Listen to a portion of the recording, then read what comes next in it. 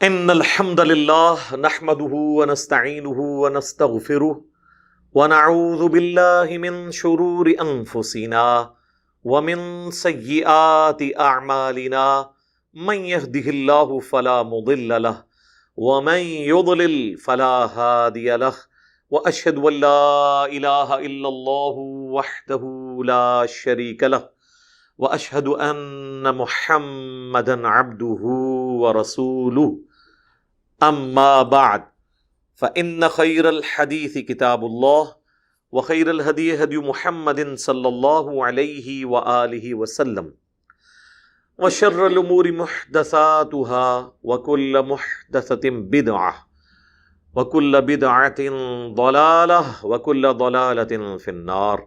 اعوذ بالله السميع العليم من الشيطان الرجيم من همزه ونفخه ونفثه. بسم الله الرحمن الرحيم. رب اشرح لي صدري ويسر لي امري واحلل عقدة من لساني يفقهوا قولي. بسم الله الرحمن الرحيم.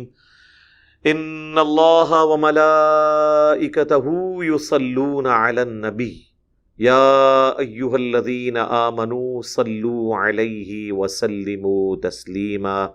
اللهم صل على محمد وعلى آل محمد كما صليت على إبراهيم وعلى آل إبراهيم إنك حميد مجيد.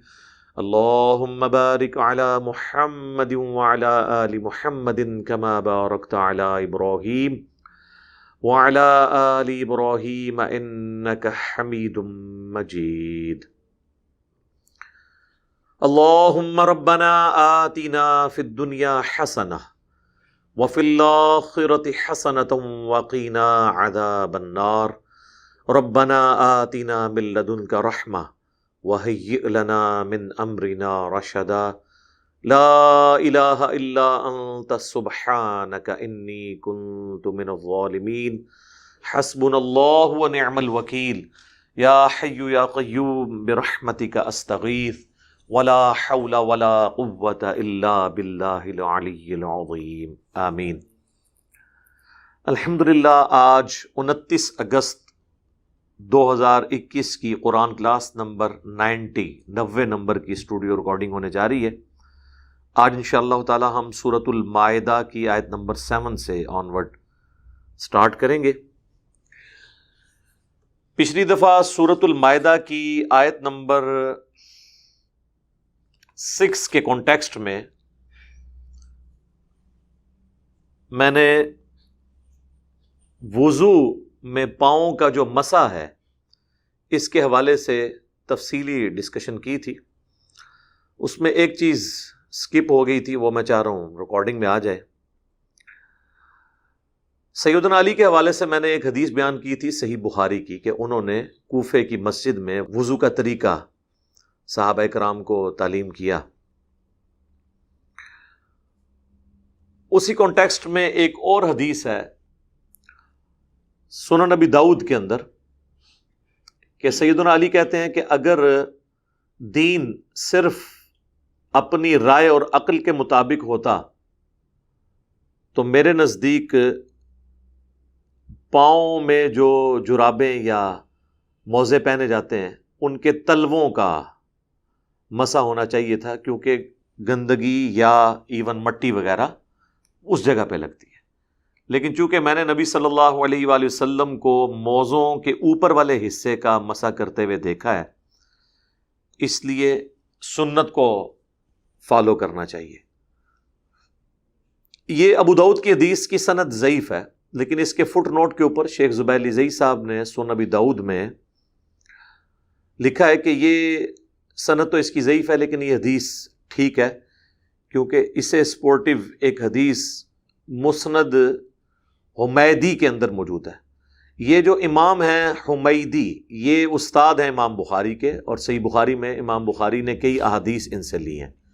انہوں نے اپنی بھی ایک حدیث کی کتاب لکھی ہے مسند حمیدی، وہ اردو ترجمہ ہو کے شبیر بردرس جو بریلویوں کا ہے انہوں نے اردو ترجمہ کر دیا، اس کا PDF بھی اویلیبل ہے. تو اس کی حدیث کا حوالہ دیا ہے کہ اس میں حدیث موجود ہے جس کی سند بالکل ٹھیک ہے اور اس میں یہی الفاظ ہیں. لیکن اگر آپ وہ حدیث کھول کے دیکھیں تو آپ کے لیے حیران کن چیز یہ ہوگی کہ اس میں جرابوں کا یا موزوں کا ذکر نہیں ہے، بلکہ اس میں صرف یہ لکھا ہے کہ سیدنا علی کہتے ہیں، انہوں نے وضو کر کے یعنی کرنے کے بعد بتایا کہ اگر دین صرف عقل اور رائے کی بنیاد پہ ہوتا تو پاؤں میں تلووں کا مسح کیا جاتا، کیونکہ مٹی وغیرہ تو وہاں لگتی ہے، لیکن چونکہ سنت یہ ہے کہ پاؤں کے اوپر کے حصے کا مسح کیا جائے۔ وہاں حدیث کے اندر جو الفاظ ہیں وہ قدم کے ہیں، اس میں نہ جرابوں کا ذکر ہے نہ موزوں کا، بلکہ وہ کہتے ہیں کہ اگر میری عقل پہ ہوتا تو میں قدموں کے نچلے حصے کا مسح کرتا، کیونکہ مٹی وہاں لگتی ہے۔ تو یہ الفاظ ہی بتا رہے ہیں کہ وہ جرابوں کی بات نہیں کر رہے، ورنہ جراب یا موزے کے نچلے حصے پہ مٹی لگی ہو یا نہ لگی ہو، کیا اس کا میرا کیا لینا دینا؟ وہ سادہ پاؤں پہ مسح کی بات کر رہے تھے کہ سادہ پاؤں کے اوپر اگر مسح ہوتا تو نچلے حصے پہ ہونا چاہیے جہاں پہ ہلکی مٹی لگ جاتی ہے، اوپر کا حصہ تو عموماً صاف ہوتا ہے، اس پہ تو خالی بھی ہاتھ پھیر لیے جائے کافی ہے۔ اب یہ حدیث ایک بڑی واضح حدیث تھی، اہل سنت کے لیے پھر تھوڑا مسئلہ کھڑا ہوا، تو اس حدیث کے آگے پھر امام حمیدی نے اپنے کومنٹس کیے ہیں۔ انہوں نے سنیت کے اس والے مقدمے کو اور کمزور کر دیا ہے۔ انہوں نے پتہ کیا کومنٹس کیے ہیں؟ انہوں نے کہا کہ یہ جو حدیث میں حضرت علی پاؤں کے مسح کی بات کر رہے ہیں نا، اگرچہ اس میں جرابوں یا موزوں کا ذکر نہیں ہے، لیکن ہمیں یہ ماننا ہوگا کہ یہ جرابوں اور موزوں کے ساتھ وہ بات کر رہے ہیں، حالانکہ اس میں الفاظ ہیں قدم کے، پاؤں کے مسح کی بات ہو رہی ہے، جرابوں اور موزوں کا ذکر ہی نہیں ہے۔ پھر ساتھ ہی وہ لکھتے ہیں کہ اگر یہ خالی پاؤں کا مسح بھی ہو تو اس حدیث کو منسوخ تصور کیا جائے گا، یعنی وہ مان رہے ہیں کہ یہ پاؤں کا ہی مسح ہے۔ تو جان کی امان پائیں تو عرض کریں کہ اس کا مطلب ہے کہ آپ خود بھی مان رہے ہیں کہ پہلے پاؤں کا مسح ہوتا تھا، خالی پاؤں کا بھی، بعد میں منسوخ ہوا۔ ہم آپ سے یہ نہیں پوچھتے کہ منسوخ کب ہوا، ہم یہ پوچھ رہے ہیں کہ وہ حکم کہاں آیا ہوا تھا، ذرا وہ بتائیں۔ قرآن میں ہی آیا ہوا تھا اور کہاں آیا ہوا تھا؟ تو کوئی آیت ہمیں یہ کوئی حدیث مجبور نہیں کرتی کہ قرآن کے کسی حکم کو منسوخ کریں۔ یہ بات کر کے خود پھنس گئے امام حمیدی، یہ کومنٹس کر کے خود پھنس گئے کہ پہلے اگر مسح تھا نا پاؤں کا تو منسوخ ہوا۔ تو میرے بھائی تو اس طرح کی تو کئی حدیثیں ہیں، جیسے صحیح مسلم میں امام مسلم پہلے حدیث لے کے ہیں کہ نبی علیہ السلام نے آگ پہ پکی ہوئی چیز کھائی اور اس کے بعد وضو کیا۔ پھر آگے حدیث لے کے آئے ہیں کہ پھر آپ نے غزوہ خیبر کے موقع پر یا فتح مکہ کے موقع پر آگ میں پکی ہوئی چیز کھائی اور اس کے بعد وضو کا اعادہ نہیں کیا۔ اس سے امام مسلم نے ثابت کیا کہ وہ حدیث منسوخ ہے۔ تو پہلے تھی نا، ہم یہ پوچھتے ہیں آپ تو سرے سے پاؤں کے مسح کے قائل ہی نہیں تھے، تو وہ حکم کون سا ہے جو منسوخ ہوا ہے؟ وہ حدیثیں کدھر گئیں جن میں پاؤں کے مسح کا ذکر تھا؟ حدیث تو کوئی بھی نہیں ہے، قرآن کی آیت ہی ہے۔ پھر اگلی بات، قرآن کی آیت کو کون سی حدیث منسوخ کر سکتی ہے؟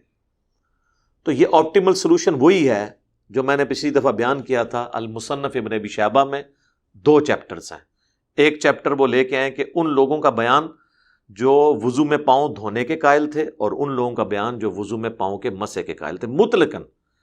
اور اس میں تو شیخ زبیر علی زئی صاحب نے اپنے رسالہ جو ہے ان کا الحدیث ان کی زندگی میں نکلتا تھا، 72 نمبر میں باقاعدہ انہوں نے خود لکھا ہے کہ سلف صالحین میں ان مسائل میں اختلاف پایا جاتا تھا، اور اس میں کسی کی رائے پہ بھی عمل کریں تو کوئی کسی پہ گرفت نہیں ہے۔ اور اس میں وہ لکھ کے آئے ہیں، لکھا ہے انہوں نے کہ اکرمہ تابعی جو عبداللہ ابن عباس کے شاگرد تھے، وہ خود بھی پاؤں پہ مسح کرتے تھے وضو میں بغیر جرابوں اور بغیر موزوں کے، اور اسی کی ترغیب دلاتے تھے۔ اور وہ قرآن کی جو آیت ہے نا، سورہ المائدہ کی آیت نمبر 6، اس سے یہی رزلٹ نکالتے تھے کہ اس میں پاؤں کے مسح کا ذکر موجود ہے۔ لو جی موجہ مارو، ٹھیک ہو گیا۔ تو جو میں نے پچھلی دفعہ بتایا تھا نا کہ اہل تشیع بھی اگر پاؤں پہ مٹی لگی ہو تو پہلے اسے دھوتے ہیں۔ اس کی ریزن یہ ہے کہ ان کا ماننا یہ ہے کہ اگر پاؤں پہ مٹی یا گرد ہوئی اور آپ نے اس کے اوپر ہاتھ پھیرا تو پھر آپ کا مسح پاؤں پہ نہیں اس مٹی پہ ہو رہا ہوگا، اس لیے وہ پہلے پاؤں دھو لیتے ہیں۔ اب اگر کسی کے پاؤں پہلے ہی دھلے ہوئے ہیں اور اسے وضو کرنا پڑتا ہے اور کوئی گرد وغیرہ نہیں لگی ہوئی، گھر میں بیٹھا ہوا ہے اور وہ مسح کر لیتا ہے تو کوئی حرج نہیں اس میں۔ لہٰذا وہ احادیث جو بخاری اور مسلم میں آئی ہیں کہ نبی علیہ السلام نے فرمایا کہ ایڑیوں کو خشک ہونے کی وجہ سے یا پاؤں کے تلووں کو خشک ہونے کی وجہ سے عذاب دیا جائے گا، تو یہ اس صورت میں محمول ہوگی پھر یہ احادیث۔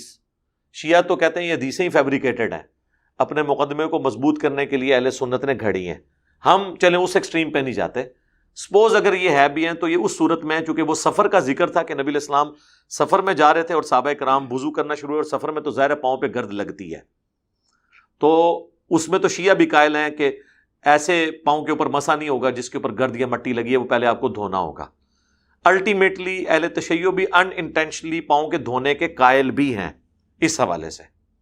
تو یہ دونوں ایکسٹریمز تھی، میں نے کوشش کی ہے کہ میں اس کو کور کر دوں اور اس موضوع کے ساتھ انصاف کیا جائے۔ کافی گفتگو ہم پچھلی دفعہ کر چکے تھے، کچھ میں نے اس میں بھی کر دی، انشاءاللہ ہم دونوں قرآن کلاسز میں سے یہ جوڑ کے تو اس کے اوپر بھی ایک ویڈیو الگ سے کلپ اپلوڈ ہو جائے گا، وضو میں پاؤں کے دھونے کا یا مسح کرنے کا مسئلہ، تاکہ لوگوں کو کلیئر ہو جائے یہ مسئلہ کہ اس کے اوپر اتنا زیادہ ادھم مچانے کی ضرورت نہیں ہے، اور ایک ایک حدیث کا JPG لگائیں گے انشاءاللہ تعالی تاکہ آپ اپنی آنکھوں سے دیکھیں۔ اور یہ دیکھیں، یہ بت پرستی میری اگر کسی شخصیت کو کریڈٹ جاتا ہے نا جس نے مجھے تھنک آؤٹ آف باکس ہر مسئلے میں کرنے کے اوپر یعنی جرت دی ہے، اور وہ مولانا اسحاق صاحب ہیں رحمہ اللہ۔ یعنی انہوں نے یہ جو دماغ میں بات ڈال دی نا کہ بڑے سے بڑا بندہ بھی غلطی کر سکتا ہے، ایون اس سے بلنڈر بھی ہو سکتا ہے کسی بڑے ایشو کے اندر، لیکن اس سے اس کا مرتبہ ختم نہیں ہوگا، بس اس غلطی کو غلطی کہہ کے آپ اپنی اصلاح کر کے آگے چلے جائیں گے۔ اب یہ پیٹنا اس بات کو کہ یار اس سے غلطی کیسے ہو گئی، یہ تو اسی طریقے سے ہے کہ کوئی یہ کہے کہ ہم زمین پہ بیٹھ کے اللہ کی نافرمانی کرتے ہوئے ڈرتے ہیں، اور حضرت آدم علیہ السلام جنت میں اللہ کے قرب میں ہو کے بھی انہوں نے وہ فاربیڈن فروٹ جو تھا وہ کیوں کھا لیا؟ تو اب یہ خام خواہ کا ایک رونا رونے والی بات ہے۔ حق پرست ہونا چاہیے انسان کو، سچائی قبول کرنی چاہیے، خام خواہ کے معاملات اس طریقے سے نہیں بگاڑنے چاہیے۔ دیکھیں جہاں پہ جس کی جو بات غلط ہے ہم اس کو بالکل ہائی لائٹ کرتے ہیں۔ اگر میں اہل سنت کو کہیں پہ کرٹیسائز کرتا ہوں، جہاں جہاں پہ اہل تشیع نے ڈنڈی ماری ہے وہ بھی ڈنکے کی چوٹ کے اوپر، میں کوئی لحاظ نہیں کرتا کہ عقیدہ امامت جو انہوں نے گھڑا ہے یہ صراحتاً قرآن و سنت کے منافی ہے، اور بعض اوقات جو غالی ہیں وہ تو اس لیول کے اس کے اوپر لے جاتے ہیں کہ ہم پھر مجبور ہوتے ہیں کہ ہم انہیں پھر ان لوگوں کی صف میں لا کے کھڑا کریں جنہوں نے ختم نبوت کے اوپر ڈاکہ مارا ہے۔ تو میں کوئی لحاظ نہیں کرتا۔ نہج البلاغہ سے میں نے باقاعدہ خطبہ پیش کیا تھا کہ مولا علی جو ہیں نبی علیہ السلام کی میت پہ کہتے ہیں کہ یا رسول اللہ، آپ کی وفات عام انسانوں کی وفات کی طرح نہیں ہے، بلکہ آپ کی وفات کی وجہ سے آسمانوں سے وحی کا سلسلہ منقطع ہوا ہے جو دوبارہ اب کبھی بھی بحال نہیں ہوگا، یعنی ختم نبوت۔ اور ساتھ ہی یہ انہوں نے بتا دیا کہ عقیدہ امامت ڈیوائن نہیں ہوگا، اب اللہ کی طرف سے کسی کو کوئی وحی نہیں آئے گی، کوئی کشف نہیں آئے گا۔ اور ساتھ ہی انہوں نے یہ کہا کہ اگر آپ نے ہمیں منع نہ کیا ہوتا تو ہم آپ کی میت کے اوپر نوحہ کر کے آہو بکا کر کے اپنے آپ کو ہلاک کر لیتے۔ تو اس سے میں نے یہ بتایا کہ ماتم، نوحہ، اس حوالے سے نوحہ کے جس میں چیخو پکار ہو، ایک تو ہے کہ آپ نظم کے انداز میں کرتے ہیں، وہ بالکل ثابت ہے۔ اس طرح کا کرنا، یہ مولا علی کے ایک خطبے میں یہ دونوں بنیادی چیزیں، ماتم اور عقیدہ امامت، اس کو مولا علی نے اکھاڑ کے پھینک دیا۔ اس کے جواب میں بعض شیعہ علماء نے کہا کہ نہیں، وہ حضرت علی نے جو نوحے اور ماتم کی نفی کی ہے نا، وہ کی ہے نیچرل ڈیتھ کی، کہ وہ کہتے ہیں، ہم بھی کہتے ہیں کہ جس کی ڈیتھ نیچرل ہو اس کے اوپر ماتم نہیں ہونا چاہیے۔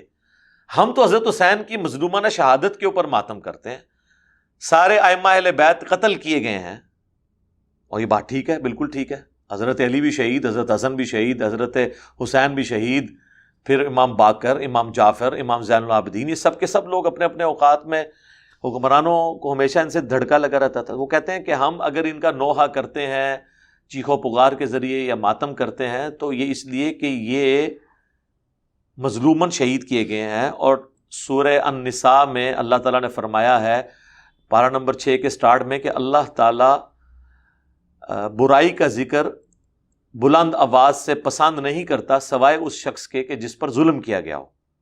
تو چونکہ ہم مظلومین ہیں، ہمارے ائمہ پہ ظلم ہوئے ہیں، اس لیے ان کے اوپر ہم کرتے ہیں. عام میت کی حالت میں وہ کہتے ہیں حضرت علی کا خطبہ بالکل ٹھیک ہے کہ ماتم کرنا، نوحہ کرنا حرام ہے. ہم کہتے ہیں جناب شکر الحمدللہ آپ اتنا تو مان گئے، اب ظاہر ہے اس سے آگے کیا کریں، یہ تو ماننا ہی پڑے گا نا انہیں، خطبے کا تو فراڈ نہیں کہہ سکتے. تو سر اس میں پھر مجھ سے علمی پھکی لے لیں. آپ تو کہتے ہیں کہ رسول اللہ کو بھی قتل کیا گیا زہر دے کے، تو نبی علیہ السلام تو آپ کے نزدیک شہید ہوئے ہیں. تو جب نبی علیہ السلام شہید ہوئے ہیں، کہتے ہیں نا جی، تو نبی علیہ السلام تو شہید ہوئے تھے، پھر تو حضرت علی کو یہ کہنا ہی نہیں چاہیے تھا، ان کو تو نوحہ کرنا چاہیے تھا. بلکہ وہ پھر حضور کی میت پہ کہتے ہیں یا رسول اللہ جو آپ نے نوحے سے منع کیا تھا وہ تو نیچرل ڈیتھ کے لیے کیا تھا، آپ کو تو قتل کیا گیا، لہٰذا ہم آپ کی میت کے اوپر نوحہ کریں گے. تو ایک مسئلہ بچاتے ہیں تو دوسرا ہاتھ سے جاتا ہے، دوسرا بچاتے ہیں تو وہ جاتا ہے.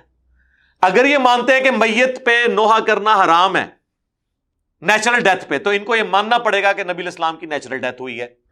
لیکن وہ کہتے ہیں رسول اللہ کو تو قتل کیا گیا، جس پہ میری ویڈیو بھی ریکارڈ ہوئی تھی رسول اللہ کا قاتل کون، وہ حدیث لدود کے بارے میں جو آپ کے صحیح بخاری میں آتا ہے کہ منہ میں دوائی ٹپکائی گئی جو یہ کہتے ہیں زہر دے دیا. تو اگر آپ یہ مسئلہ مانتے ہیں پھر دوسرا مسئلہ آپ کا گیا. اگر رسول اللہ کی شہادت مانتے ہیں آپ،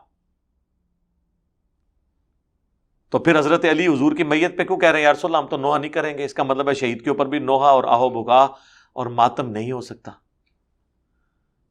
تو ہماری تو ون ون سچویشن ہے. کیوں؟ کیونکہ نہ میں وابی نہ میں بابی، میں ہوں مسلم علمی کتابی. تو آپ سے بھی ہم عرض کریں گے کہ مرنے سے پہلے اے مسلمان کر لے اس پہ غور، کتابوں کا خدا اور ہے بابوں کا خدا اور. بکش بنیں گے تو پھر میرے بھائی ایک رول رکھنا پڑے گا. پنجابی میں کہا جاتا ہے یہ نہیں ہے کہ چھڈو ماجھے ایٹ تے جاندہ کٹے ایٹ ہے، یہ نہیں ہوگا. جب بھینس کے رول کی بات ہو رہی ہے تو پھر بھینس کی بات ہوگی. یہ نہ ہو کہ آپ کی باری آئے تو آپ بھینس کو جو ہے وہ بھینسا بنا لیں، ایسے نہیں ہو سکتا.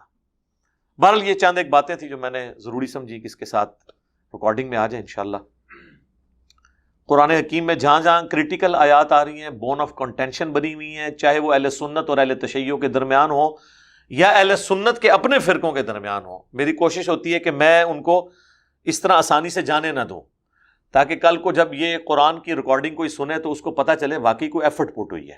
ورنہ تو آپ قرآن کی تفسیر اٹھائیں تو وہ تو پرانے زمانوں کی ہیں، ان میں تو وہ اختلافی موضوعات ڈسکس ہی نہیں جو آج ہمارے اصل مسئلے ہیں. آج کل بھی اگر کوئی بولتا ہے تو وہ اپنے فرقے کے حوالے سے بولتا ہے، درمیان کی بات کو بتاتا نہیں کہ اصل بات کیا تھی. اب آ جائیں سورۃ المائدہ کی آیت نمبر 7 سے آنورڈ. اعوذ باللہ من الشیطان الرجیم، بسم اللہ الرحمن الرحیم. وَاذْكُرُوا نِعْمَةَ اللَّهِ عَلَيْكُمْ، اور یاد کرو اللہ کی نعمت کو جو اس نے تم پر کی. یہ مسلمانوں کو خطاب ہو رہا ہے، صحابہ کرام کو. وَمِيثَاقَهُ الَّذِي وَاثَقَكُمْ بِهِ، اور اس پختہ عہد کو بھی، وعدے کو بھی جو تم سے لیا تھا اللہ تعالیٰ نے. کیا تھا؟ اذ قلتم، جب کہ تم نے یہ خود کہا تھا، سمعنا وَأَطَعْنَا، ہم نے اللہ اور اس کے رسول کی بات سنی اور اطاعت اختیار کری. یہودی تو کہتے تھے سمعنا وعصینا، ٹھیک ہے. اور اے رسول اللہ کے ساتھیوں جانثارو، تم نے تو رسول اللہ کی آواز پہ لبیک کہتے ہوئے کہا تھا، ہم نے اللہ کے نبی کی آواز سنی، ان کا حکم سنا اور اطاعت اختیار کی. واتقوا اللہ، اور ڈرتے رہو اللہ سے. ان اللہ علیم بذات الصدور، بے شک اللہ تعالیٰ سینوں کے چھپے ہوئے رازوں کو بھی جاننے والا ہے. یہ آپ دیکھتے ہیں کہ قرآن حکیم میں جگہ جگہ یہ چیز ڈسکس ہوئی ہے کہ آپ اپنی شکلوں سے، اپنے اعمال سے پبلک کو تو دھوکہ دے سکتے ہیں، اللہ کو دھوکہ نہیں دے سکتے، کیونکہ وہ تو سینوں کے چھپے ہوئے رازوں کو بھی جانتا ہے. یعنی وہ تو یہ بھی جانتا ہے کہ بظاہر بہت بڑی نیکی اس کے اندر جو شیطنت چھپی ہوئی ہے کسی کی، جو دنیا کو نظر نہیں آتی، دنیا تو اس کی نیکی پہ تعریف کرے گی، لیکن وہ کس پلاننگ کے تحت کر رہا ہے؟ ریاکاری کے لیے کر رہا ہے، دھوکہ دینے کے لیے کر رہا ہے. اللہ سے وہ چھپ نہیں سکتی. یا ایھا الذین آمنوا، اے اہل ایمان، کونوا قوامین للہ شہداء بالقسط، کھڑے ہو جاؤ اللہ کے لیے گواہی دیتے ہوئے انصاف کے ساتھ، یعنی سچائی کے لیے آپ نے ہمیشہ کھڑے ہونا ہے۔ آج بھی آپ دیکھیں وہ پبلک سیشن میں سوال آیا تھا کہ آپ کے نزدیک سب سے زیادہ مشکل کام دنیا میں کون سا ہے، تو میں نے کہا تھا ایک ہی ہے، سچائی کے لیے کھڑا ہونا۔ تمام انبیاء کی دعوت یہی ہے کہ وہ سچائی کے لیے کھڑے ہوئے ہیں، اور تمام کتابوں کی دعوت یہی ہے کہ سچائی کے لیے کھڑے ہو۔ یہ ایک جنرل رول ہے، اس میں ہر چیز فٹ ہے کہ آپ نے سچائی کے لیے کھڑے ہونا ہے انصاف کے ساتھ اور پرواہ نہیں کرنی۔ تو سب سے بڑی سچائی جس کے لیے آپ نے کھڑے ہونا ہے وہ یہ ہے کہ میرا کریٹر، میرا مالک، میرا خالق، مجھے نعمتیں دینے والا ایک اللہ ہے، میں اس کے ساتھ کسی کو شریک نہیں ٹھہراؤں گا۔ یہ وہ سب سے بڑی سچائی ہے جس کے لیے آپ کو کھڑے ہونا ہے، اور پھر کسی کی پرواہ نہیں کرنی، انصاف کے ساتھ کھڑے ہو جانا ہے۔ کوئی کسی کا کچھ نہیں بگاڑ سکتا جب تک اللہ نہ چاہے، یہ عقیدہ ہونا چاہیے۔ اس کے بعد جب اس کو ایک مان لیا، اس کے پیغمبر کو مان لیا، پھر اس کی اطاعت اختیار کرنی ہے، اور پھر اس میں کسی کی پرواہ نہیں کرنی۔ اگر قریبی رشتہ دار بھی کتاب و سنت کے خلاف چل رہے، آپ کو اس کے خلاف گواہی دینی پڑے، آپ کو دینی ہوگی۔ گواہی یہ ضروری نہیں کہ آپ جا کے جوڈیشری میں گواہی دیں گے، گھر میں بھی ماں باپ کی ذمہ داری ہے، اگر اولاد نے برا کام کیا ہے تو سچائی کے ساتھ کھڑے ہوں، اگر اس نے واقعی زیادتی کی ہے تو اپنی اولاد کو سمجھائیں، اور جس کے ساتھ زیادتی کی ہے اس کو اس کا بدلہ دلوائیں، کم از کم معافی کے اوپر آمادہ کریں۔ سچائی کے لیے کھڑا ہونا ہے۔ تو آپ یہ دیکھ لیں، یہ اتنا مشکل کام ہے، اللہ نہ کرے کہ ہمیں کبھی اس لیول پہ ایکسٹریم پہ آزمایا جائے، ورنہ مشکل ہو جاتا ہے۔ آپ دیکھ لیں حضرت حسین ابن علی کو جتنے لوگ بھی سمجھانے آتے تھے نا، لوگ کہتے ہیں نا کہ نہیں ان کو لوگ سمجھاتے تھے، ذرا بتائیں وہ آگے کیا سمجھاتے تھے؟ عبداللہ ابن عباس، عبداللہ ابن زبیر، انہوں نے یہ تو کہا ہی نہیں کہ آپ کا سٹانس غلط ہے۔ یہ کہتے ہیں لوگ ان کو سمجھاتے تھے، ہم کہتے ہیں بالکل نہیں سمجھاتے تھے۔ وہ سمجھانے کے الفاظ تو بتائیں کیا ہے؟ وہ یہ تو کہتے ہی نہیں تھے کہ آپ غلط ہیں، وہ کہتے تھے آپ ٹھیک ہیں، لیکن یہ جو بدماش ہے نا حکمران، یہ آپ کا لحاظ نہیں کریں گے، آپ کو شہید کر دیں گے۔ وہ ان کو موت سے ڈراتے تھے۔ عبداللہ ابن عباس یہ تو کہتے نہیں تھے کہ آپ کا سٹانس غلط ہے، وہ کہتے تھے یہ بدبخت ہیں، یہ آپ کا لحاظ نہیں کریں گے، کیوں آپ اپنی جان دینے کے لیے تیار ہوئے ہیں؟ تو آندہ جو کوئی آپ کو کہے نا، لوگ سمجھاتے تھے ان کو کہ ہاں ذرا بتاؤ کہ کیا سمجھاتے تھے۔ اس میں بھی پھر آل امیہ کی بدماشی چھپی ہوئی ہے۔ وہ یہی کہتے تھے کہ تو بدبخت لوگ ہیں، یہ تو بدوائے ہوئے لوگ ہیں، ان کے تو آباء و اجداد کو حضور کی بدوائیں لگی ہوئی ہیں، ان کو کاٹ کھانے والی ملوکیت کہا ہوا ہے، انہوں نے آپ کا لحاظ نہیں کرنا، تو آپ اس لیے وہاں نہ جائیں۔ یہ کوئی نہیں کہتا تھا کہ آپ غلط ہیں، یہ کوئی نہیں کہتا تھا،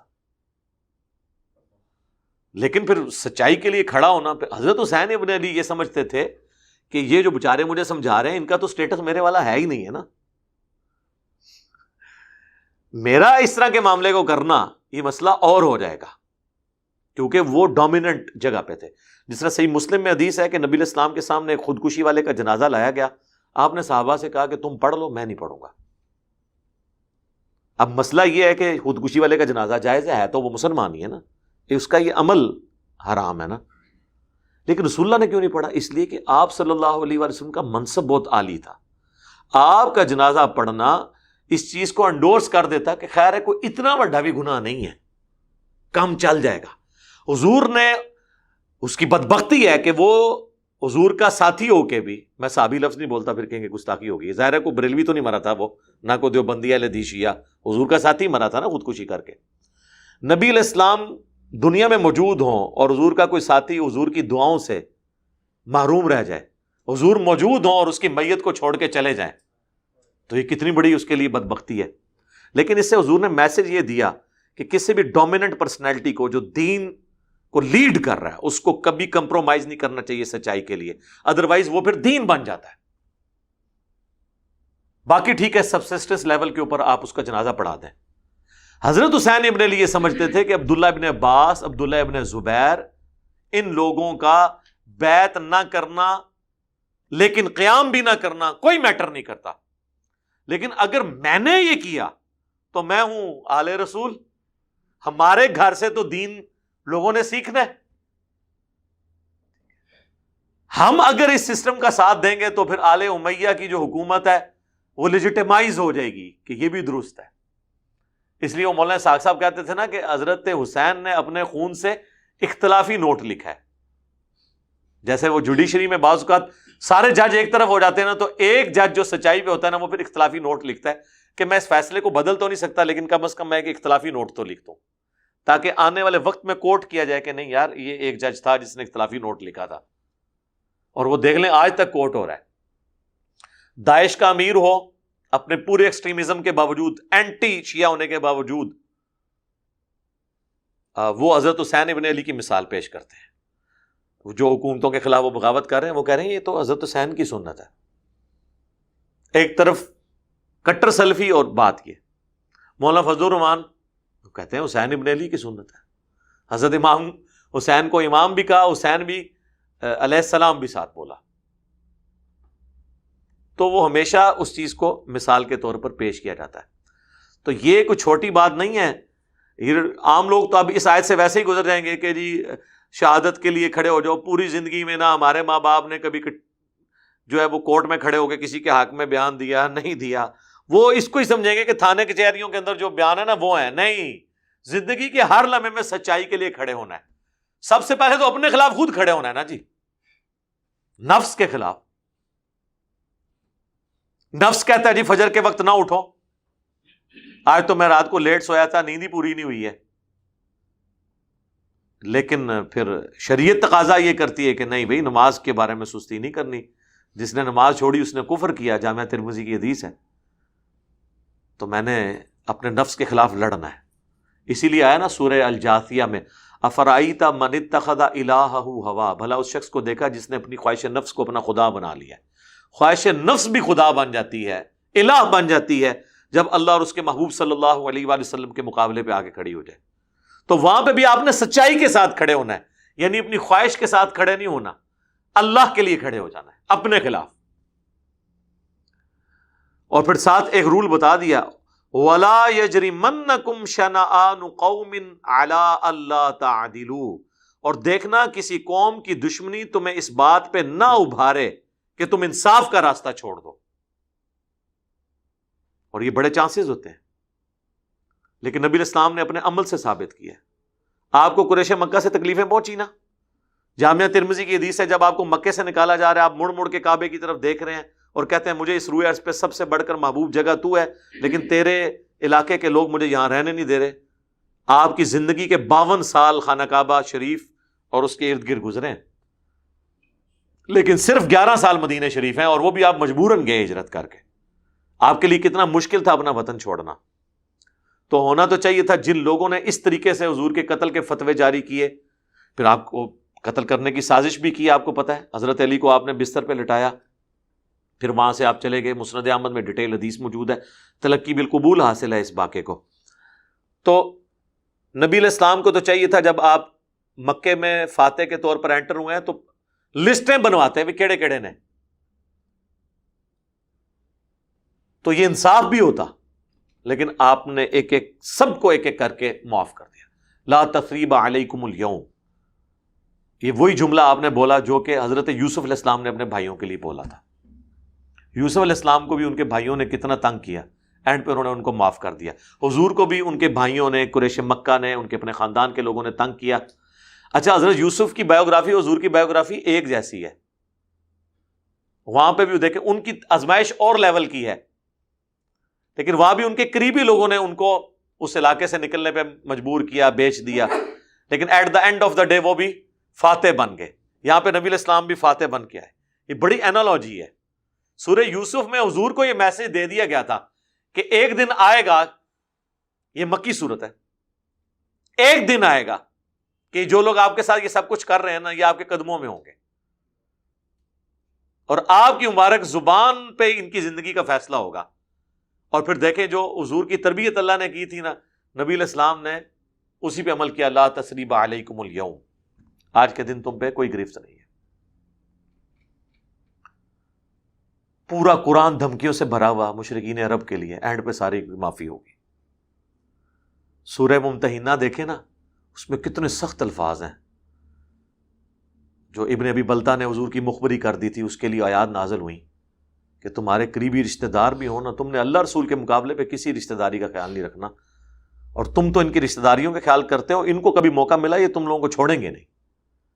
پھر کرتے کرتے کرتے اس میں اللہ نے اشارہ دیا، اللہ تعالیٰ نے فرمایا اب ان کے کفار مکہ کے بارے میں کہ کوئی ان سے دوستی نہیں کاٹنی، کوئی تعلق نہیں ان کے ساتھ رکھنا۔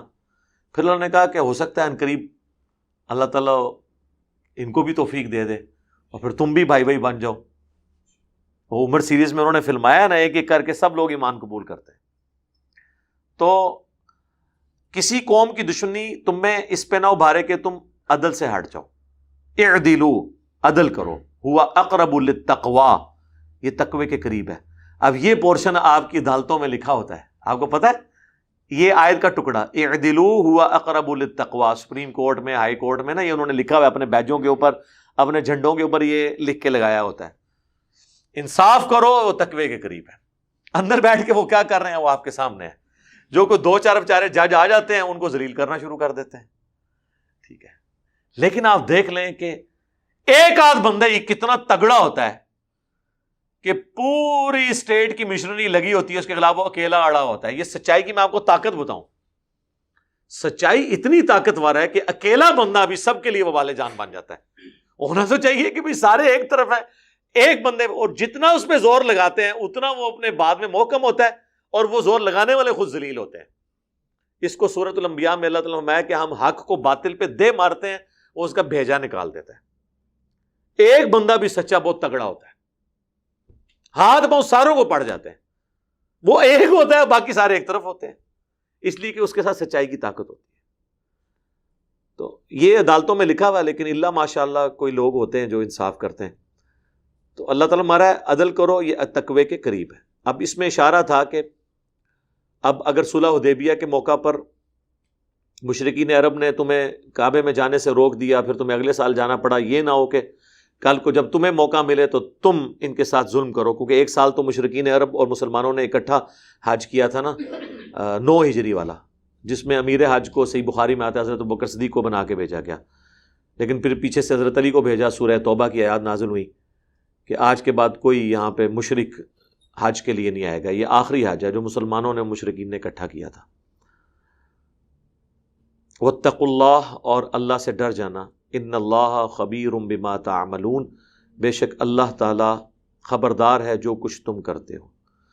اب یہ وہ نصیحتیں ہیں جن پہ عمل کرنا بہت مشکل کام ہے، پریکٹیکلی میں آپ کو بتاؤں، کیونکہ جب انسان کے ہاتھ میں طاقت آتی ہے نا، پھر انسان جو ہے نا وہ عدل و انصاف کا راستہ چھوڑ ہی دیتا ہے۔ سنن ابی داؤد میں، جامعہ ترمذی میں حدیث موجود ہے نا کہ رومن امپائر کے ساتھ حضرت معاویہ کا ایک معاہدہ چلتا آ رہا تھا، اس کی جب آخری ڈیٹ قریب آنے والی ہوئی تو حضرت معاویہ نے ان کے بارڈر کے اوپر فوجیں لا کے بٹھا دیں کہ کل یہ ایکسپائر ہوگا معاہدہ تو ہم ان کے اوپر اچانک حملہ کر دیں گے۔ تو وہاں پہ ایک صحابی تھے، انہوں نے اپنے گھوڑے کو ایڑی لگائی اور وہ فوج میں آگے گئے، اور انہوں نے کہا نبی علیہ السلام نے ہمیں اس طریقے سے منع کیا ہے کرنے سے، اور قرآن کی آیات انہوں نے کوٹ کی سورۃ الانفال کی کہ جس قوم کے ساتھ تمہارا معاہدہ ہو اس سے جنگ نہیں کر سکتے جب تک کہ اعلانیہ اس معاہدے کو توڑ نہ دیا جائے، تاکہ مخالف بھی اپنی جنگ کی تیاری کرے۔ یہ اس طریقے سے اس معاملے کو کرنا جائز نہیں ہے۔ تو حضرت معاویہ کو مجبور ہو کے اپنی فوج واپس بلانا پڑی۔ اگر یعنی وہ میتھمیٹیکلی کیلکولیشن کرتے کہ بھی آج تو رات کو 12 بجے یا مغرب کے بعد یہ میثاق جو ہے وہ ایکسپائر ہو رہا ہے تو کل سے ہم آزاد ہیں، جو مرضی کر لیں، لیکن انہوں نے میدان جنگ میں بھی صحابہ کرام نے مجبور کیا کہ آپ نے عدل کا راستہ نہیں چھوڑنا، جو ہمارے نبی کی تعلیمات ہیں صلی اللہ علیہ وآلہ وسلم ان سے آپ نے روگردانی نہیں کرنی۔ تو یہ بڑی مشکل ہوتی ہے جب انسان کے اوپر وقت آتا ہے کہ یار اب یہ چیز آ گئی، اب کیا کیا جائے، لیکن انصاف کا تقاضا یہ ہوتا ہے کہ آپ اس کو کر گزریں۔ اور میں اللہ کا شکر ہے جب بھی کوئی ایسی چیز ہو میں اس کو کلیریفائی کرتا ہوں۔ میں نے کئی دفعہ بتایا کہ مجھے ایک بندے نے مس گائیڈ کیا یہ الٹی چپل والے مسئلے کے اندر الیاس قادری صاحب کے حوالے سے، تو میں نے وہ کلپ بھی ڈیلیٹ کیا، حالانکہ وہ 4.5 لاکھ لوگ دیکھ چکے تھے۔ اس کو ڈیلیٹ کروا کے پھر نئی کلیریفیکیشن میں نے ریکارڈ کروائی کہ غلط کسی نے منسوب کیا تھا، ہو جاتا ہے۔ لیکن بعض اوقات جو لوگ ناجائز ڈیمانڈ کرتے ہیں نا کہ اس معاملے میں یہ اس طرح نہیں ہے، اس پہ رجوع کریں، اس طریقے سے رجوع نہیں ہوتے میرے بھائی، بات ڈاکٹرن میں دیکھی جاتی ہے۔ اگر اس قسم کے رجوع اگر ریکارڈ کروائے جائیں تو پورے دین کی عمارت ہی گر جائے گی، کیونکہ دین میں ڈاکٹرن کے اوپر بات ہوتی ہے، آپ الفاظ کے چناؤ کو نہیں دیکھتے ہیں، ڈاکٹرن کے اوپر بات کر رہے ہوتے ہیں۔ ورنہ اگر آپ اس طرح معاملات کو لینا شروع کر دیں تو پھر پورے کے پورے دین کی عمارت دھڑام سے گر پڑے گی۔ چونکہ ڈاکٹرن کے اوپر چلتا ہے، پھر جب اس سے سخت چیزیں احادیث میں رپورٹ ہوئی ہوں تو پھر اس سے چھوٹی چیزیں بہت چھوٹی رہ جاتی ہیں۔ پھر ظاہر ہے کہ ہم کسی معاملے میں اپنا اوپینین بھی رکھتے ہیں نا قرآن و سنت کے دلائل کی روشنی میں، تو پھر ہم قرآن و سنت کے دلائل کی روشنی میں ہی اس کے بارے میں فیصلہ کر رہے ہیں۔ اکثر میرے بارے میں کہتے ہیں جی صحابہ کرام کے مشاجرات کے بارے میں بولتا ہے، میں جب ان کے بارے میں بول رہا ہوتا ہوں تو میں اپنی رائے تو نہیں دے رہا ہوتا، میں دونوں میں سے ایک پارٹی کا حصہ بن رہا ہوتا ہوں۔ اگر میں حضرت علی کا ساتھ دے رہا ہوں تو حضرت علی تو خلیفہ راشد ہے، ہاں میں اگر نہ حضرت علی کا ساتھ دے رہا ہوں نہ ان کے مخالفین کا، پھر آپ مجھے کہہ رہے ہیں کہ میں پارٹی بن رہا ہوں، پھر تو آپ کی بات ٹھیک ہے، تو میں آلریڈی صحابی کے ہی ساتھ دے رہا ہوں نا، تو میں ایک موقف کو اڈاپٹ کیے ہوئے ہوں تو اس میں پھر بات تو کروں گا اور سچائی کے ساتھ کروں گا۔ میں نے تو بڑی ہلکی باتیں کی ہیں، آپ ذرا صحیح بخاری میں حضرت عمار ابن یاسر کا خطبہ دیکھیں، وہ کہتے ہیں کہ لوگوں اللہ نے تمہیں آزمائش میں ڈالا ہے، ایک طرف عائشہ ہیں جو دنیا اور آخرت میں تمہارے نبی کی بیوی ہیں، یعنی کنفرم جنتی عورت، لیکن اللہ اب آزمائے گا کہ تم اللہ کی اطاعت کرتے ہو یا عائشہ کی، یعنی حضرت عمار ابن یاسر حضرت سیدہ عائشہ کے حضرت علی کے خلاف خروج کو اللہ کے خلاف جنگ مان رہی تھی۔ تو آپ مجھے بتائیں اللہ اور اس کے رسول کے خلاف جنگ جو قرآن میں آئی ہے وہ تو سود کھانے والے کے بارے میں آئی ہے۔ اب کسی شخص کا اللہ اور اس کے رسول کے ساتھ جنگ کرنا، اس سے بڑی بات کسی بندے کے بارے میں کی جا سکتی ہے؟ اب یہ بات اگر ہم کوٹ کرتے ہیں تو ہم کو سیدہ عائشہ کی توہین نہیں کر رہے، آخرت ان کی کنفرم ہے، غلطی ہے، غلطی کو غلطی کہیں گے۔ اور یہ عمار بن یاسر کی وہ ذاتی رائے نہیں تھی، صحیح بخاری میں ہی ہے کہ عمار کی رائے کو اللہ نے شیطان سے محفوظ رکھا ہوا ہے، یہ بھی صحیح بخاری میں ہے۔ اور دوسرا قرآن میں اطیعوا اللہ و اطیعوا الرسول و اولی الامر منکم، اطاعت کرو اللہ کی، اس کے رسول کی، اور جو تم میں حکمران ہے۔ اس لیے عمار بن یاسر کہتے تھے کہ حکمران کی اطاعت بیسیکلی اللہ اور اس کے رسول کی اطاعت ہے، اور ان کے خلاف خروج، امیر المومنین کے خلاف خروج، بیسیکلی اللہ اور اس کے رسول سے جنگ ہے۔ تو صحیح مسلم میں حدیث ہے جب ایک خلیفہ کی بیعت ہو، کوئی خلاف کھڑا ہو، پارٹی اور جتھا بنا کے لڑائی پہ آمادہ ہو تو اسے قتل کر دو، وہ فتنہ ڈال رہا ہے۔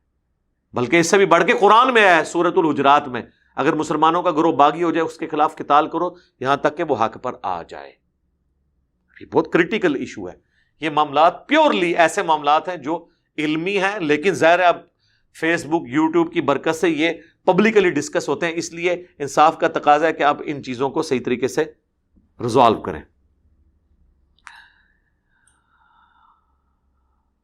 ان اللہ خبیر بما تعملون، بے شک اللہ تعالیٰ خبردار ہے جو کچھ تم کر رہے ہو، اللہ سے کوئی چیز چھپی ہوئی نہیں ہے۔ وعد اللہ الذین آمنوا وعملوا الصالحات، وعدہ کیا ہے اللہ نے اہل ایمان سے جو نیک عمل بھی کرتے ہیں، لہم مغفرۃ واجر عظیم، کہ ان کے لیے مغفرت ہے اور اجر عظیم ہے۔ والذین کفروا، اور جو لوگ کفر اختیار کریں، وکذبوا بآیاتنا، اور جھٹلائیں ہماری آیات کو، اولئک اصحاب الجحیم، وہ ہیں دوست کی۔ اچھا، آیات کو جھٹلانے کا یہ مطلب نہیں کوئی صرف یہ کہہ دے کہ میں قرآن کو اللہ کی کتاب نہیں مانتا، یہ بھی جھٹلانا ہے، اور کوئی یہ کہے کہ قرآن کو میں اللہ کی کتاب تو مانتا ہوں لیکن مرضی میں اب نہیں کروں گا، اور کوئی یہ کہے بغیر بھی اپنی مرضی کرے۔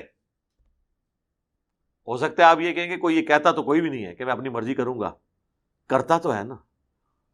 قرآن تو کہہ رہا ہے وَأَقِیمُوا الصَّلَاةَ وَلَا تَكُونُوا مِنَ الْمُشْرِکِينَ، اور نماز کو قائم کرنا اور مشرکین میں سے نہ ہو جانا۔ اب جو نماز نہیں پڑھ رہا، چاہے وہ کہہ کے نہیں پڑھ رہا یا بغیر کہے نہیں پڑھ رہا، وہ اللہ کی آیات کو جھٹلا رہا ہے۔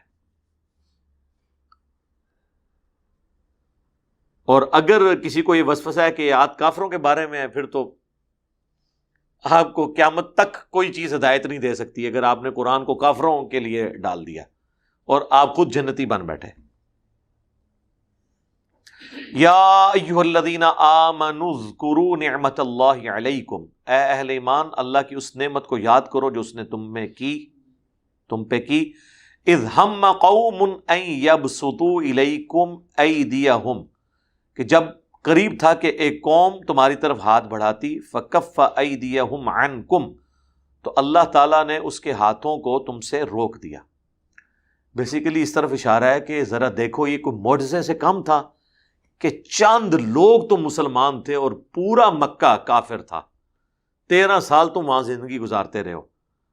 اگر ان کافروں کو یہ پتہ بھی ہوتا، ذرا سے بھی بھنک پڑ جاتی کہ آئندہ 13 سالوں میں انہوں نے رومن اور پرشین امپائر بھی اکھڑ دینی ہے اور پوری عرب سلطنت جو ہے وہ اسلام میں داخل ہو جانی ہے، تو چند درجن لوگوں کو وہ مار کے ادھر ہی کام ختم نہ کر دیتے. لیکن اللہ نے ان کے دماغ میں یہ بات آنے ہی نہیں دی. ان کو اسی چکر میں ڈالی رکھا کہ وہ کہتے تھے یار سوشل بیریئر، کیونکہ سارے قریشی تھے، چاہے وہ اوپر نیچے کے قبائل تھے لیکن قریش کے تو ہے تھے. اگر بنو عدی تھا چھوٹا قبیلہ تھا، قریش کا تو تھا. بنو امیہ اور بنو ہاشم یہ ڈومیننٹ تھے. تو ہاشمی اگر کچھ مسلمان تھے باقی کافر تھے، لیکن بہرحال وہ قبائلی کی وجہ سے وہ کہتے تھے اگر ہم نے ان کو نقصان پہنچایا تو ہاشمی ہمارے خلاف ہو جائیں گے. تو پھر ان کو یہ ہوتا چلو 100 کروڑ قریش تو ہے نا. پھر حج کے لیے مشرکین عرب وہاں آتے تھے، وہ کہتے تھے کہ اگر یہ بات ان کے لیے بہت بڑا، یہ بھی جنہوں پنجابی کے اندر میڑا ہوتا سی کہ لوگوں میں یہ باتیں ہوں کہ یار یہ قریشی تو آپس میں لڑتے رہتے ہیں، یہ تو اپنے بھائیوں کو مارتے ہیں، ان کو قتل کرتے ہیں. اس لیے آپ دیکھیں مکے میں جتنے مظالم ہوئے ہیں نا، کسی قریشی پہ کوئی ظلم نہیں ہوا. آپ نہیں دکھا سکتے کہ عبد الرحمن بن عوف کی کبھی پھینٹی لگی ہو یا سعد بن ابی وقاص کی لگی ہو. بیچارے غریب لوگ، غریب آج تک پیس رہے ہیں. حضرت بلال، حضرت خباب، یہ غلام تھے بیچارے. ان کے لیے بھی حکم تھا تم صبر کرو. اور اس کے پیچھے حکمت یہ تھی کہ اگر ہم نے اس وقت اپنا ریٹیلیشن شو کی نا تو یہ تو ساروں کو ختم کر دیں گے. اگر ان کو پتا ہوتا ہے کہ یہ کچھ ہو جانا ہے مدینے میں جا کے، یہ کچھ ہو جانا ہے، تو وہ تو چند درجن لوگوں کو تو مار کے کام ختم کر دے. تو اللہ کہتا ہے کہ ہم نے ان کا دماغ اس طرف جانے ہی نہیں دیا اور ان کے ہاتھ تم سے روک کے رکھے. پھر پریکٹیکلی کی واقعات ہوئے ہیں جو حضور علیہ السلام حضرت علی کو اپنے بستر پہ لٹا کے گئے ہیں، جو مسند احمد میں آتا ہے. نبی علیہ السلام سورہ یاسین کی آیات پڑھتے ہوئے ان کے بیچ میں سے گزر گئے، ان کو نظر بھی نہیں آئے، پتہ ہی نہیں چلا ان کو. پھر ایک سفر کے دوران بخاری اور مسلم دونوں میں آتا ہے، نبی علیہ السلام ایک درخت کے نیچے آرام کر رہے تھے اپنی تلوار لٹکا کے، تو ایک عرابی شخص پینڈو آیا، اس نے حضور کی وہ تلوار اتار کے آپ کے اوپر سونت لی. اس کی پوری ڈیٹیل دلائل النبوہ امام بیہقی کی کتاب میں ملتی ہے. اور کہا کہ محمد تمہیں مجھ سے کون بچائے گا؟ انہوں نے کہا اللہ بچائے گا. بس اللہ بولنے کا اتنا اثر ہوا کہ اس کے ہاتھ سے تلوار ہی چھوٹ گئی. تو یہ اللہ نے روب طاری کیا تھا. ورنہ مجھے بتائیں یہ کس لیول کا ایک کانفیڈنس ہے کہ ایک بندہ آپ کے اوپر تلوار تان کے اور آپ نہاتے ہیں اور آپ اس وقت بھی کہہ رہے ہیں اللہ مجھے بچائے گا. بچائے. غزوہ تبوک کے موقع پر حضور پر قاتلانہ حملے کی کوشش کی گئی، اللہ نے بچایا، ہر موقع پہ بچایا. تو اللہ تعالیٰ ماتا ہے یہ ہم نے ہاتھ روک کے رکھے ہیں، ورنہ تم شاہی کوئی نہیں تھے. یہ ایسا اللہ تعالیٰ پردہ ڈال دیتا ہے کہ انسان کو پتہ ہی نہیں چلتا. میں یہ کہتا ہوں نبی علیہ السلام کی تو مبارک دعوت بہت بڑے لیول کی دعوت ہے، اس کی تو ایگزامپل انسانی ہسٹری میں نہیں پیش کی جا سکتی. میں اپنی اس دعوت حق کے بارے میں سوچتا ہوں کہ اگر علماء نے آج سے 10 سال پہلے یہ سوچا ہوتا ہے کہ یہ کچھ ہو جانا ہے، تو انہوں نے تو پوری دنیا کے بندے اکٹھے کر کے اکیڈمی کی اینٹ سے اینٹ بجا دینی تھی. وہ تو اس میں ایک کلا بہ کے لگا ہے 10 بائی 10 دے کمرے نیٹ تے چڑھا دینا ہے، ادھی کیڑی مسیتی ہے جتنے جمعہ پڑھائے گا. لیکن آج جب وہ دیکھتے ہیں تو اب وہ کیا کریں؟ اگر ان کو اس وقت بتایا جاتا ہے کہ مسجد تو آپ کی ہوگی لیکن اکیلے امامت کے مسئلے پہ آپ کھڑے ہوں گے، پیچھے جتنے کھڑے ہوئے ہوں گے نا ان کے عقائد و نظریات وہ ہوں گے جو علی بھائی قرآن و سنت کی روشنی میں بتا رہے ہیں، تو ان کے لیے تو یہ چیز ہضم کرنا ہی مشکل ہو جاتی ہے. وہ کہتے ہیں سب سے پہلے تو اس مسئلے کو ختم کرو. تو یہ اللہ تعالیٰ ایسا پردہ ڈالتا ہے، لیکن اس کے لیے پھر کنفرنٹریشن کو آپ کو اوائڈ کرنا ہوگا. نبی علیہ السلام نے مکے میں پیسیو ریزسٹنس کی ہے، اجازت نہیں تھی کسی کو. حضرت بلال کو اگر تیل پہ اس پہ ریت کے اوپر لٹا کے پتھر ڈالا گیا نا تو یہ کہا گیا کہ آپ نے برداشت کرنا ہے، ورنہ تو آپ ایک بلی کو بھی ایک کمرے میں قید کریں وہ بھی جھپٹ پڑتی ہے بندے کے اوپر۔ یہ کون سے لوگ تھے کہ کوئلوں پہ لٹایا تو لیٹ گئے؟ حکم یہی تھا کفو ایدیکم، جو سورہ النساء میں ہے کہ مکے میں حکم تھا اپنے ہاتھوں کو بندہ رکھنا ہے، تم پہ کوئی بھی ظلم ہو نا برداشت کرنا ہے۔ اب انہوں نے ظلم برداشت کر کر کے ان انٹینشنلی جو باقی کافر تھے ان کے اوپر دھاگ ڈال دی کہ یار یہ اتنے مضبوط ہے اپنے ایمان میں کہ اتنی تکلیفیں سہ رہے ہیں اور ایمان نہیں چھوڑ رہے ہیں، تو یہ ان کے سچ پہ ہونے کی دلیل ہے۔ یہ رو پڑ گیا۔ تو یہ اللہ تعالیٰ انسان کو حکمت سجھاتا ہے اور پھر اللہ تعالیٰ ہی اس دعوت کو اٹھاتا ہے جو سچائی کی دعوت ہے۔ یہ حقیقت بات ہے، توفیق الہی کے بغیر کچھ نہیں ہو سکتا، ورنہ آپ جتنے مرضی ریسورسز پھونک دیں، آپ ہزاروں لوگ لگا دیں، کچھ نہیں ہوگا۔ پاکستان میں اس وقت دیوبند کے تقریباً 50,000 مدارس ہیں، 5 لاکھ سے زیادہ رجسٹرڈ علماء ہیں جنہوں نے مولانا فضل الرحمان کے ہاتھ پہ بیعت کی ہوئی ہے، لیکن آپ ان کے سارے علماء کی ویورشپ جمع کر لیں، یار ان کے تو کروڑوں میں فالورز ہیں، تو وہ بھی نہیں دیکھتے، وہ بھی نہیں فالو کرتے۔ تو یہ اللہ تعالیٰ کی حکمت ہے، اللہ تعالیٰ اس معاملے کو لے کے چلنے والا ہے۔ ربنا آتنا من لدنک رحمہ وہیئ لنا من امرنا رشدا، اے رب ہمارے، ہمیں اپنے پاس سے رحمت عطا فرما اور ہمارے کام میں کامیابی کی راہ مقرر کرتے، آمین۔ واتقوا اللہ، اللہ سے ڈرتے رہا کرو، وعلی اللہ فلیتوکل المؤمنون، اور اللہ ہی پر بھروسہ کرنا چاہیے اہل ایمان کو۔ حسبنا اللہ ونعم الوکیل، آمین۔ نبی الاسلام کی یہ دعا ہے صحیح بخاری میں۔ ابن عباس کہتے ہیں کہ تمہارے جد امجد ابراہیم علیہ السلام کو جب آگ میں ڈالنے لگے انہوں نے بھی یہی پڑھا تھا، اور تمہارے نبی بھی مشکل اور پریشانی میں پڑھتے تھے حسبنا اللہ ونعم الوکیل، ہمیں اللہ ہی کافی ہے اور وہی بہتر کارساز ہے۔ اور صحیح مسلم میں حدیث ہے نبی علیہ السلام قرآن کی تلاوت کرتے ہوئے نماز کی حالت میں بھی جب کبھی اس طرح کی آیات آتی تھی تو آپ اللہ کی طرف متوجہ ہوتے تھے، دعائیں مانگتے تھے۔ وَلَقَدْ أَخَذَ اللَّهُ مِيثَاقَ بَنِي إِسْرَائِيل، اور بے شک ہم نے بنی اسرائیل سے بھی عہد لیا تھا۔ آپ دیکھیں ایک طرف تو صحابہ کرام کو ان کا عہد یاد دلایا گیا ہے، اور پھر ایک سابقہ لاڈلی امت کا بھی بتایا گیا ہے کہ خالی عہد کرنے سے کچھ نہیں ہو جاتا، تم سے پہلے بھی لوگوں نے عہد کیے تھے، لیکن جب انہوں نے عہد توڑا تو اللہ کے عذاب کا کوڑا ان کے اوپر آیا۔ تو یہ نہ سمجھنا کہ یہ صرف کلمہ پڑھ لیا اور عہد کر لیا تو دیٹس آل، نہیں، اب اس امتحان میں بھی پورا اترنا ہے۔ اب تاریخ میں سیر کروائی جا رہی ہے کہ تم سے پہلے ایک لاڈلی امت جس میں 3 کتابیں آئیں، اتنے اولوالعزم پیغمبر آئے، ان سے بھی اللہ نے عہد لیا تھا، وہی ایپیسوڈ یہاں پہ ریپیٹ نہ ہو۔ ہم نے بنی اسرائیل سے عہد لیا تھا، وَبَعَثْنَا مِنْهُمُ 12 نقیبا، اور ہم نے مقرر کیے تھے 12 سردار۔ ان میں وہ 12 سردار اس لیے مقرر کیے تھے کہ حضرت یعقوب کے 12 بیٹے تھے، حضرت یعقوب کا لقب تھا اسرائیل، اسی سے بنی اسرائیل یعنی اسرائیل کی اولاد، اس کے بیٹے، وہ 12 قبائل تھے۔ تو قبائلی چونکہ سسٹم میں تعصب بہت زیادہ ہوتا ہے، تو اللہ تعالیٰ نے وحی کے ذریعے حضرت موسیٰ علیہ السلام کو کہا کہ اس کنفرنٹیشن کو اوائڈ کرنے کا طریقہ یہی ہے کہ سارے قبیلوں کے اپنے اپنے سردار مقرر کر دو اور وہ اس کو ہینڈل کریں۔ وَقَالَ اللَّهُ إِنِّي مَعَكُمْ، اور اللہ نے فرمایا کہ بے شک میں تمہارے ساتھ ہوں، لیکن شرط کے ساتھ۔ اب یہ شرطیں ذرا گنتے جائیں، اور یہی شرطیں اللہ کی ہم سے بھی ہیں، کیونکہ اللہ کی سنت تبدیل نہیں ہوتی۔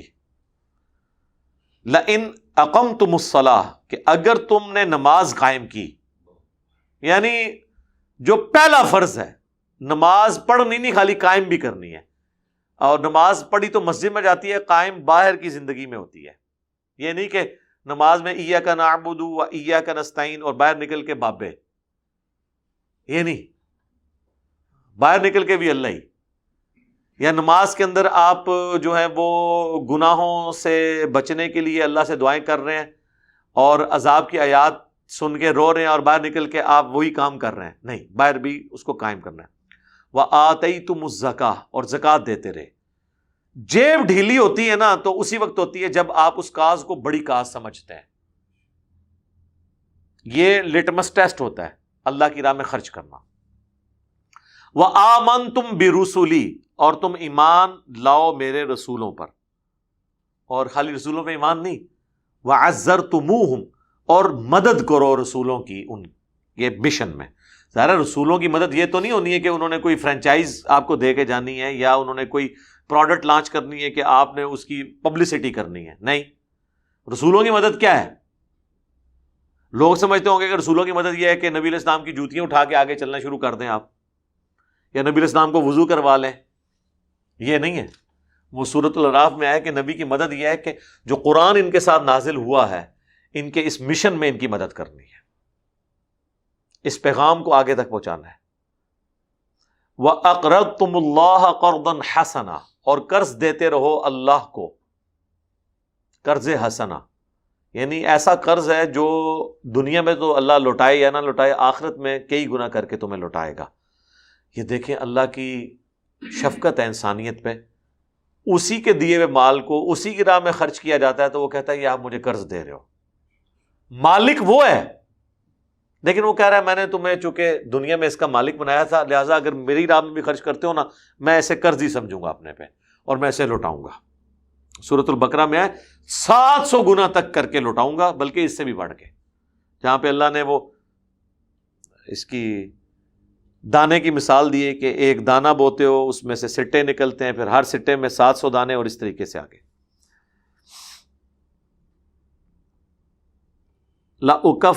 لَأُكَفِّرَنَّ عَنْكُمْ سَيِّئَاتِكُمْ، یہ جو شرائط پوری کرے گا، جو عہد کرنے کے بعد نماز قائم کرے، اللہ کی راہ میں زکوٰۃ دے، رسولوں پر ایمان لائے، ان کی مدد کرے، اللہ کو قرض حسنہ دے، جب جب ضرورت پڑے جان مال سب کچھ اللہ کے لیے لٹانے کے لیے تیار ہو جائے، تو میں ضرور بالضرور، یہ 2 تاکیدوں کے ساتھ ہے، ان سے ان کے گناہوں کو دور کر دوں گا.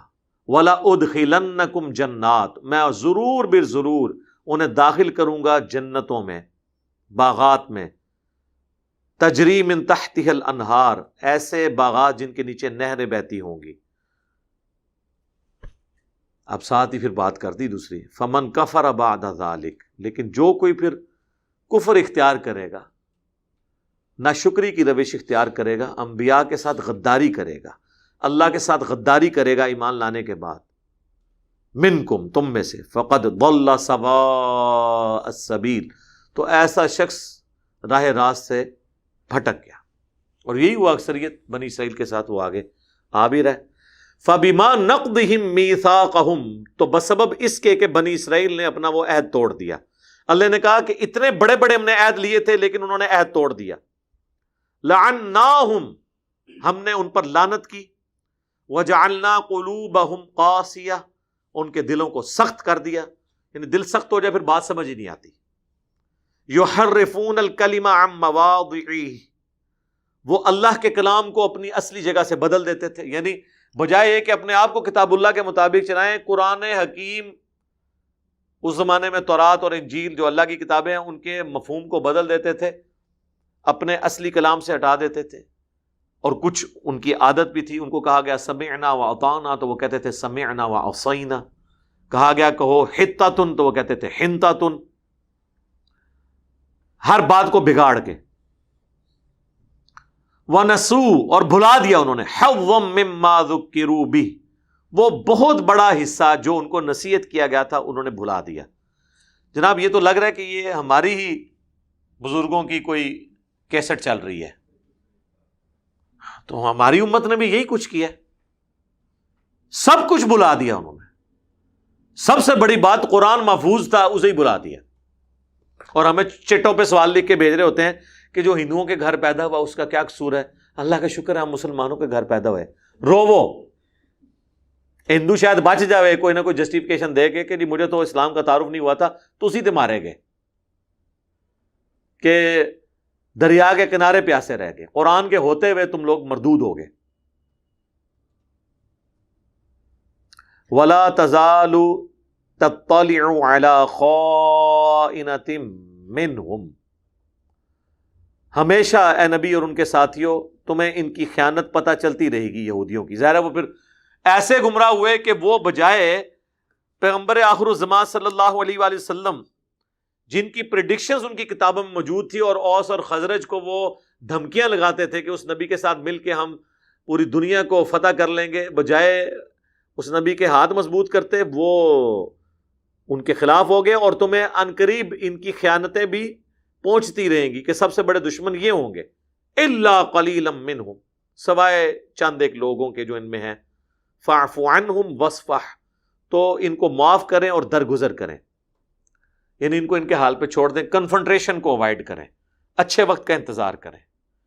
اس وقت تو یہودیوں کو کچھ نہیں کہا گیا، نصرانیوں کو کچھ نہیں کہا گیا، لیکن دیکھیں پھر رومن اور پرشین امپائر بھی تو گری ہیں نا، پھر حضرت عمر کے دور میں آ کے یہودی جو ہیں وہ پھر مدینے سے نکالے بھی تو گئے ہیں نا۔ ان اللہ یحب المحسنین، بے شک اللہ تعالی احسان کی روش اختیار کرنے والوں کو محبوب رکھتا ہے، یعنی نیکی کے اعلیٰ ترین درجے کو جو لوگ فالو کرتے ہیں نا، اللہ کو بڑے پسند ہے۔ وَمِنَ الَّذِينَ قَالُوا إِنَّا نَصَارَى، تو یہ تو بات ہو رہی تھی یہودیوں کی، اور نصارہ میں سے بھی، ان لوگوں میں سے بھی جو اپنے آپ کو کہتے ہیں ہم نصرانی ہیں، ہم تو کرسچنز کہتے ہیں، وہ نصرانی حضرت عیسیٰ علیہ السلام کی نسبت کی وجہ سے۔ اخذنا میثاقہم، ان سے بھی ہم نے پختہ عہد لیا تھا، فنسوا حظا مما ذکروا بہ، تو انہوں نے بھی بہت بڑا حصہ بھلا دیا جو ان کو نصیحت کی گئی تھی۔ فاغرینا بینہم العداوۃ والبغضاء الی یوم القیامہ، تو ہم نے ان میں بھڑکا دی دشمنی اور بغض کی آگ قیامت تک کے لیے، ان کے فرقوں میں صدیوں تک جنگیں ہوئی ہیں پروٹیسٹنٹ اور کیتھولک کے درمیان۔ پہلے پروٹیسٹنٹ کا ایک فرقہ تھا جیکوبائٹس، جن کو کہا جاتا تھا یعقوبیہ، جو حضرت عیسیٰ کو اللہ مانتے تھے، اور جو کیتھولک ہیں جو 80% ہے وہ حضرت عیسیٰ کو اللہ کا بیٹا مانتے ہیں، اللہ نہیں مانتے، اللہ کا بیٹا مانتے ہیں۔